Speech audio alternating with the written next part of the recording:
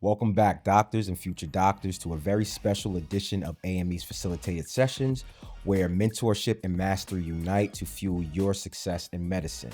I'm your co-host and moderator, Dr. Darren Wayne Jackson, and I'm joined by my co-host and expert facilitator, Dr. David Leon Taylor. How you feeling? I'm feeling great, and welcome back to our aspiring physicians. Good to see you again.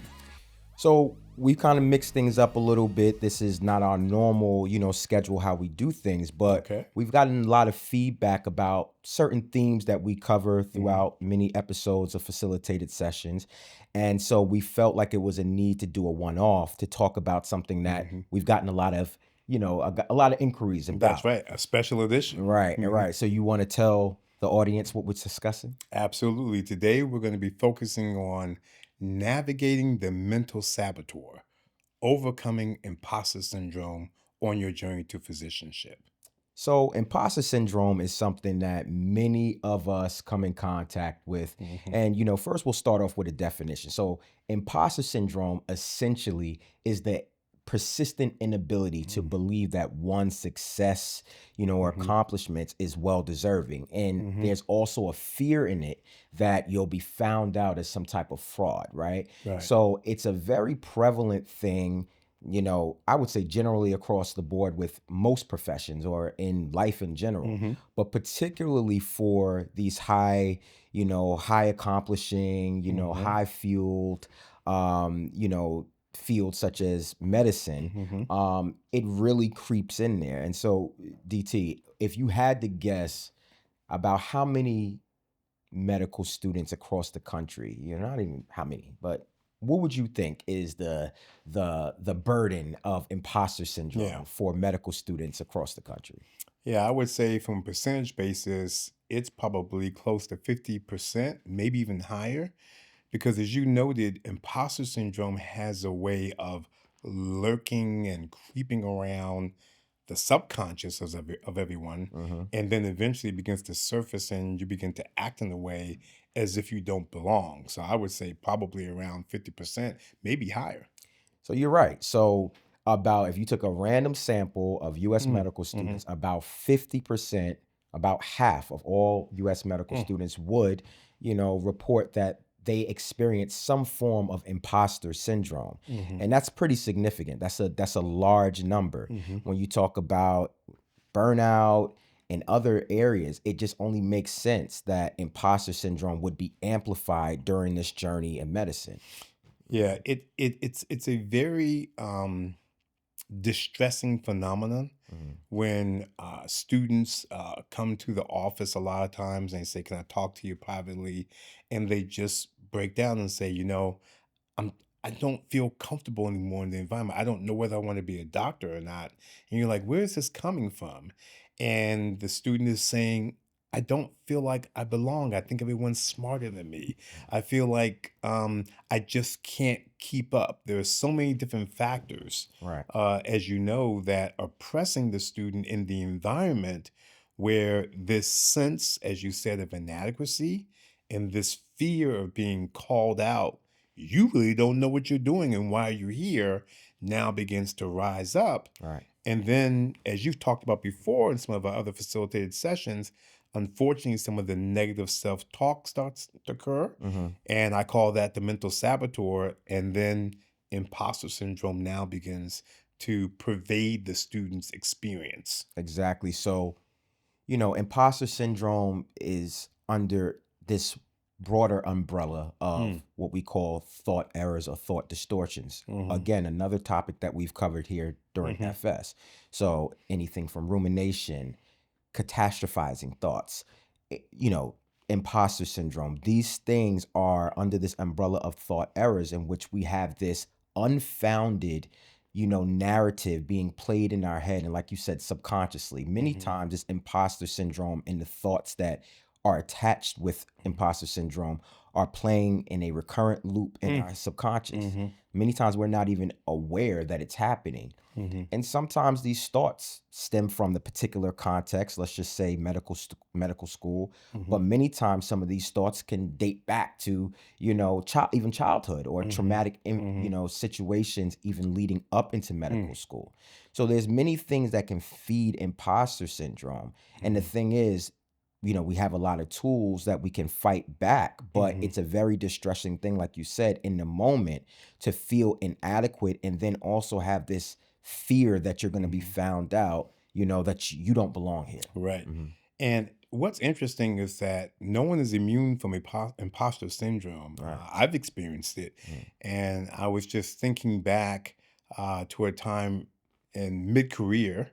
I've been in the medical education space about 35 years, and around the 15-year mark, one of my mentors in medical education said, I want to send you to an experience at Harvard Medical School for health professions educators.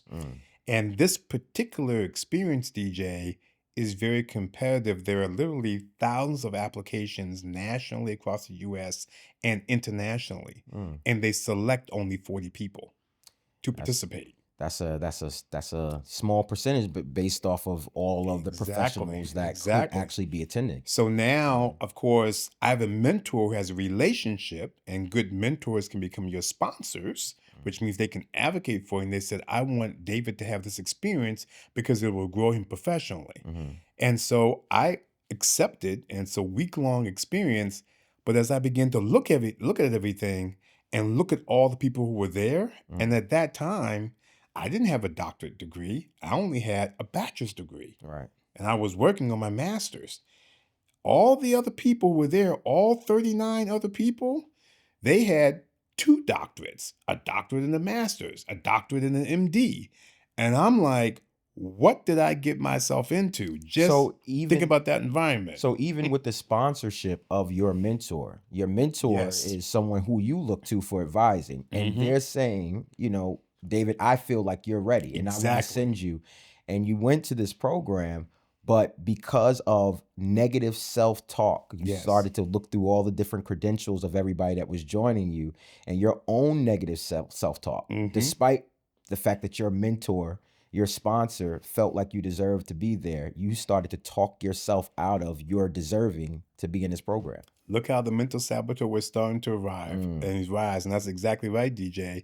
And just kind of fast forwarding the storyline, the first couple of days, I was trying to find myself. And eventually, as I shared my expertise in areas of medical education, then I was affirmed by different professionals. Oh, that's an area that I didn't even understand or know about.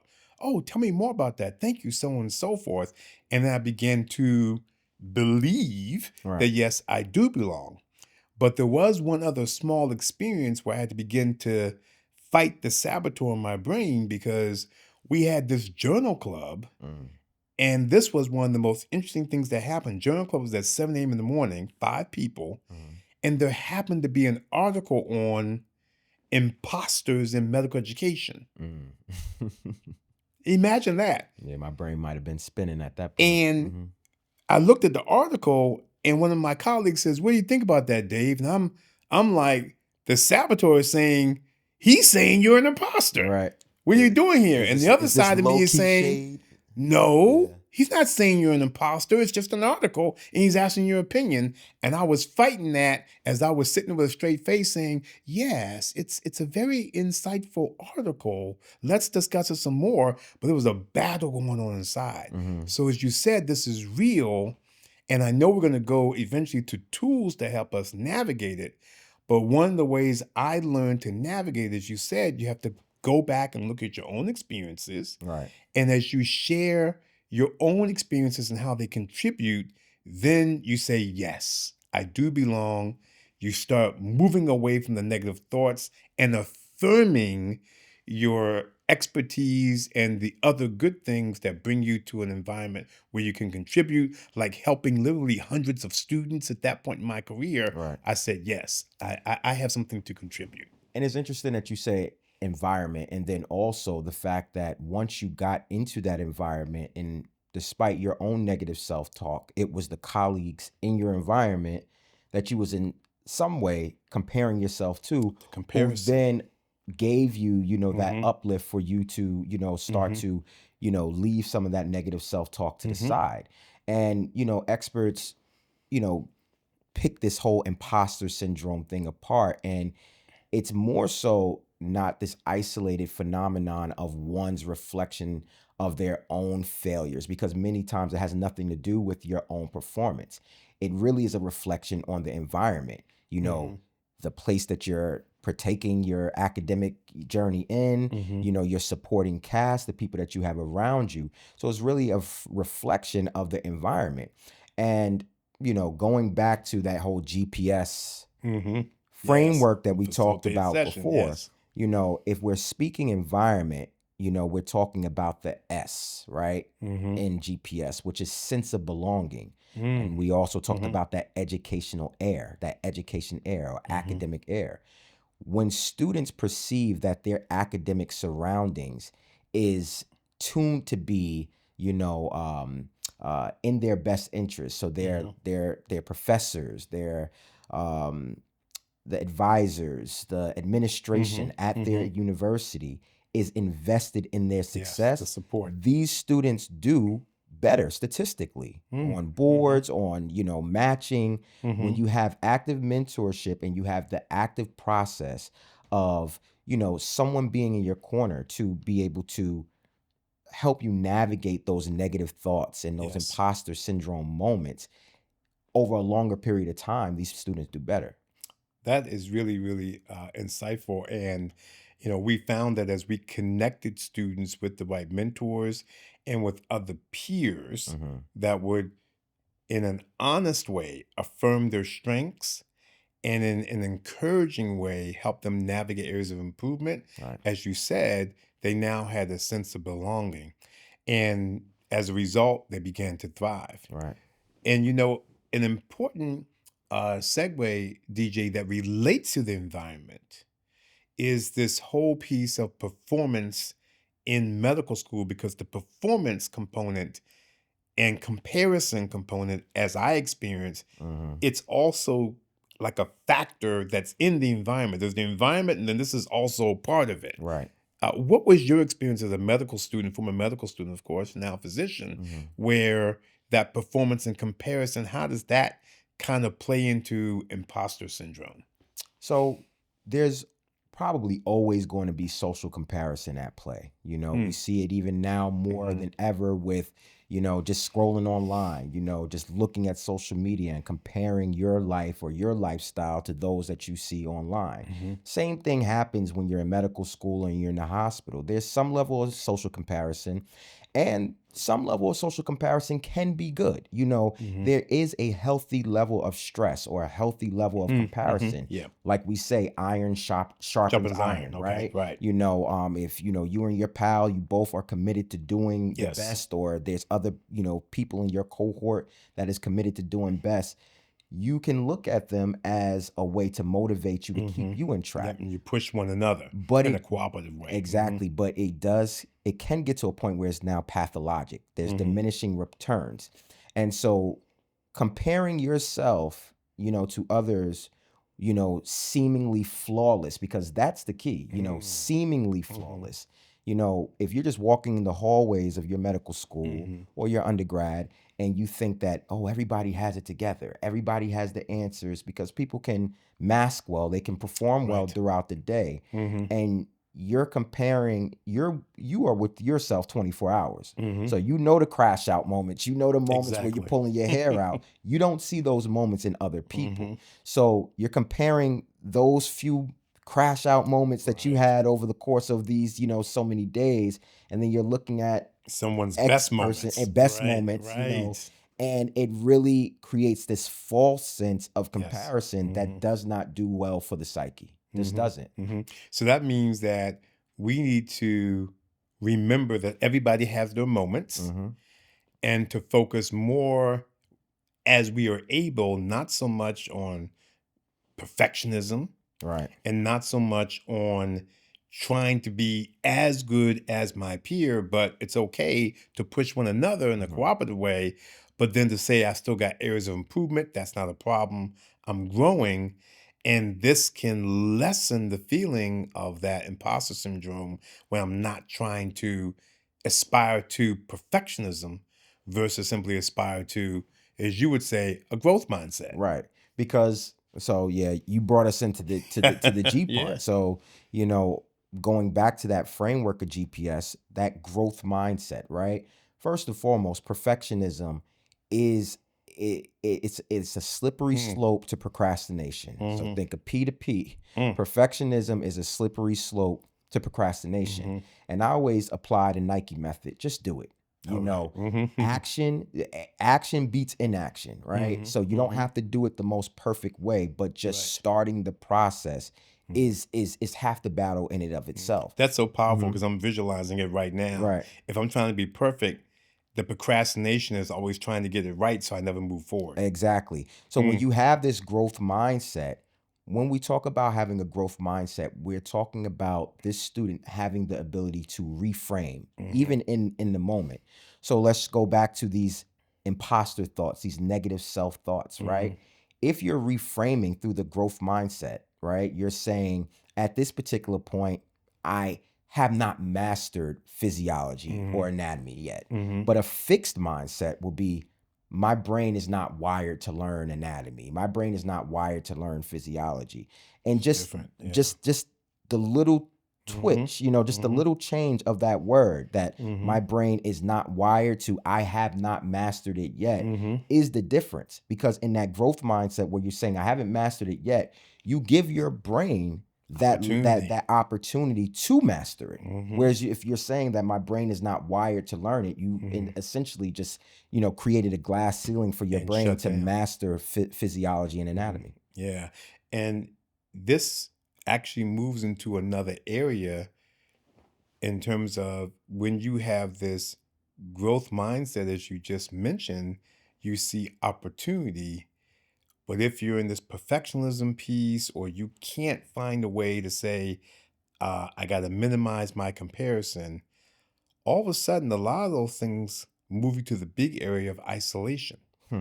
Yeah. That's when we're kind of in trouble because the saboteur, he loves when we're isolated. Right. When we were talking earlier, when you can identify you have things to contribute, and you said like the S and you feel like you belong, you're not isolated. Right. When you can identify, hey, these are opportunities for growth and I can still work at it versus it's all or none and I can't go. Growth moves you away from isolation, but all or none makes you feel again, I didn't get it. I'm Right. isolated. And isolation is probably one of the worst things you can do in medical school. And I always say Mm, I was someone who spent a lot of time in medical school isolated. mhm, But I'll say isolation is a choice. mm, It's a choice. mhm, You know, on one hand, you have many resources and mm, opportunities for fellowship right in your academic mhm, walls. You know, there's groups, there's clubs, you have advisors, you have, you know, things set up to be able to foster some type of interaction, you know, mhm, and you know, camaraderie or fellowship within the school walls. However, you can find fellowship, camaraderie, you know, and a mhm, sense of belonging even outside of your academic walls. And, mm, you know, like I said, by the time I was in fourth year, I was burnt out. And that's when mhm, I found Snap City. That's when I found the DC skate community. mhm, And that was an extra way outside of the confines of Georgetown, you know, to be able to tap into other people in the community, yes. you know, around a hobby that we all enjoy, that we all find Mhm, grounding in. mhm, And it connected me to a lot of people where we've shared similar attainments, mhm, you know, academically, professionally, or just in life.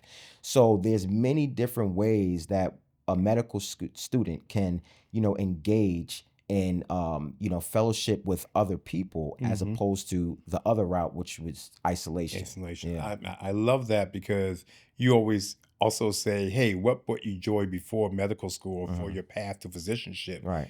You should keep that joy because it keeps connection and connection then reduces the potential for isolation. And you mentioned, and we talked about this in an earlier facilitated session, that that connection to other communities outside of medicine is important because it grows you in a different way. And it's okay to have connection in medicine Right. to grow you, because you remind us that that's where it all started, with your purpose. Right. You have to have a sense of purpose. And sometimes one way to move away from comparison and everything else is just to say, Always come back to that purpose. purpose. My And that purpose purpose is to help others. is the P in GPS. Yes. So you see, we hit it a little out There of it is order, again, but but it's we all hit there. all the G, P, and the S. So right Mhm. here is purpose and reflection. If you're consistently bringing yourself back to the purpose and reflecting on the why. Mm-hmm. Why did you choose this field of to pursue this field of medicine? Mm-hmm. You know, bringing yourself back to that purpose gives you that mental block to that academic saboteur Yes. or that mental saboteur. You're not hearing that because I'm constantly reflecting back on the purpose, and then I'm Yes. also, in reflecting back to that purpose, giving gratitude. Like I said, giving gratitude for Gratitude,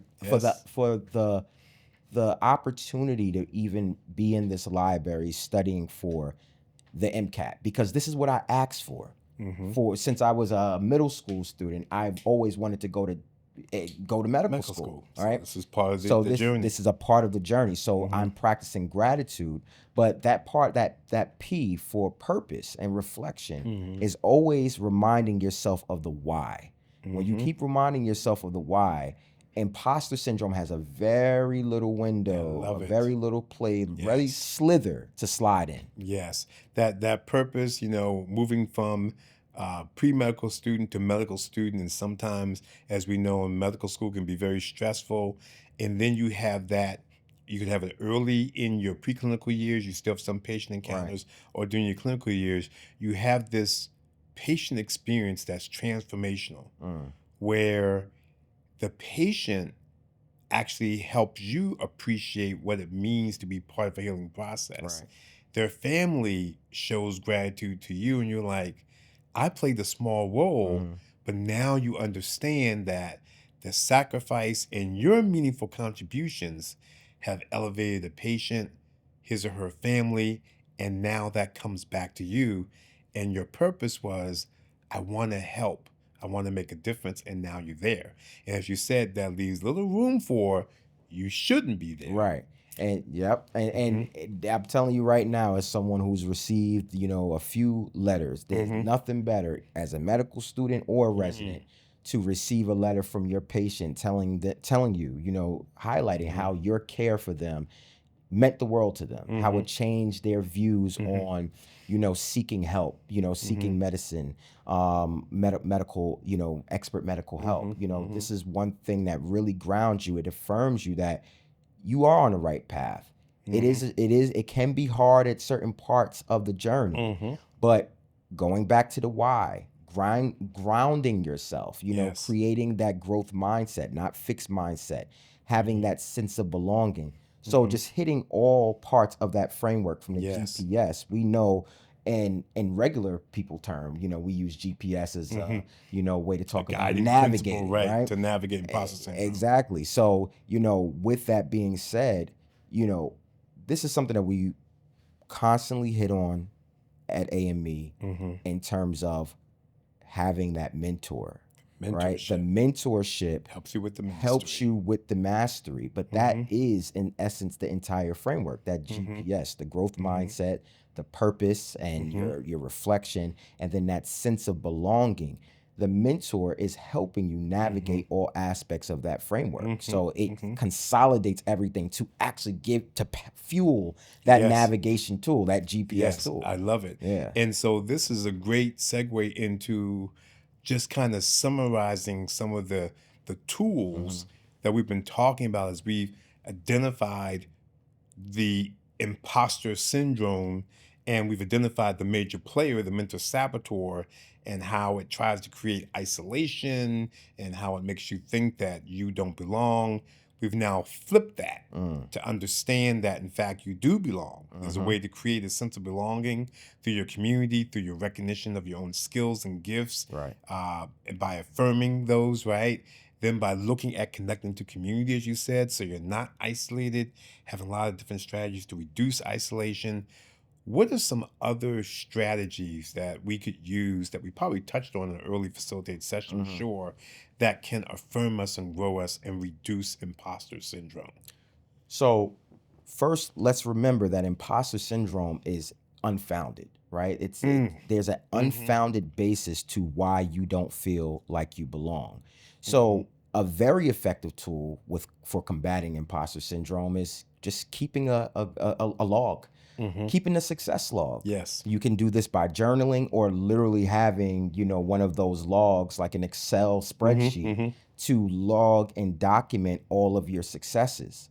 Because then this gives you the empirical, that tangible data that you Evidence. can That's see right.